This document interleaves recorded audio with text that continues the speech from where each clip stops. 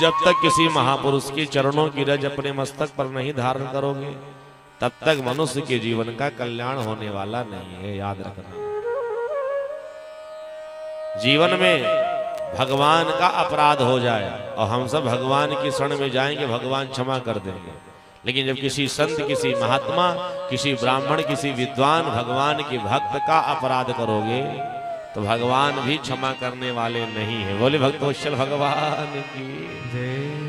इसीलिए गोस्वामी जी वर्णन करते हैं, जो अपराध भगत कर करई, जो अपराध भगत कर करई, जो अपराध भगत कर करई, जो अपराध भगत कर करई, राम रोष पावक सो डरई, राम रोष पावक सो डरई।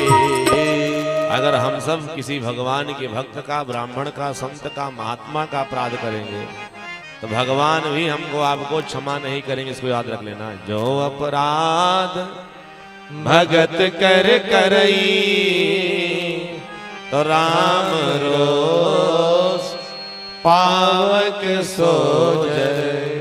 तो भगवान के क्रोध रूपी अग्नि में हमको आपको सबको जल जाना पड़ेगा। इसलिए सावधान।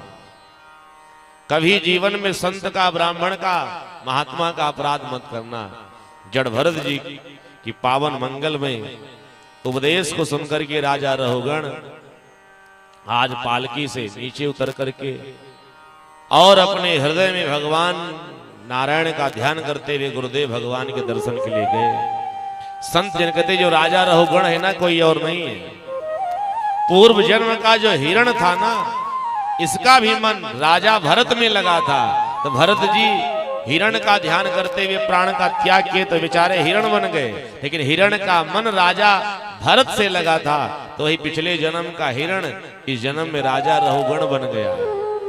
कुत्ते बिल्ली से प्रेम करोगे, कुत्ता बिल्ली बनोगे।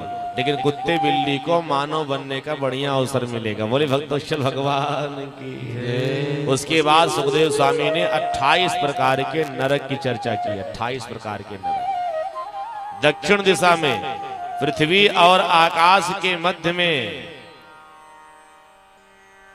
और 96,000 योजन की दूरी पर 28 प्रकार के नरक हैं। जो व्यक्ति जैसा कर्म करता है अपने किए गए कर्मानुसार उसको नरक की यातना, नरक के कष्ट को सहना पड़ता है।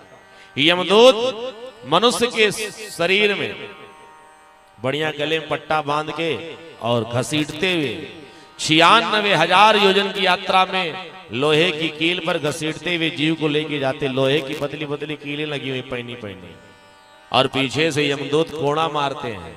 96,000 योजन की यात्रा इतनी कष्टदायी, दुखदायी होती है। फिर ले जाकर के अनेक नरकों में डाल दिया जाता है। शरीर को बड़ी पीड़ा मिलती, शरीर बहुत दुखी हो जाती, जीव बहुत व्यतीत होता है। भगवान से प्रार्थना करता है, प्रभु एक बार नरक से बाहर कर दो, वैसी गलती नहीं करेंगे। 28 प्रकार के नरक की चर्चा जब सुखदेव स्वामी राजा परीक्षित के सामने किया, परीक्षित का शरीर थर थर थर थर कांपने लगा। राजा परीक्षित ने कहा, गुरुदेव जाने अनजाने में कुछ न कुछ पाप कर्म तो मनुष्य से हो ही जाते हैं, और कोई पाप कर्म हो गए हो जिसके परिणाम स्वरूप जीव को नरक जाना पड़े, तो कृपा करके कोई उपाय नहीं है कि नरक से मुक्ति मिल जाए। तो उसी समय सुखदेव स्वामी कहते, राजन नरक से मुक्ति का एक ही साधन है। क्या? सरकिन मनः कृष्ण पदारविंदयो निवेशितम तद गुण रागयैरि न तेयमं पास भृतस्य तद भटा असपने ही पश्यन्ति है क्षीण निष्कृता। नरक की यातना से मुक्ति अगर पाना है तो बढ़िया सुंदर एक साधन है। सरकिन मनः कृष्ण पदारविंदयो अपने मन को भगवान श्री नारायण के चरणों में समर्पित कर दो।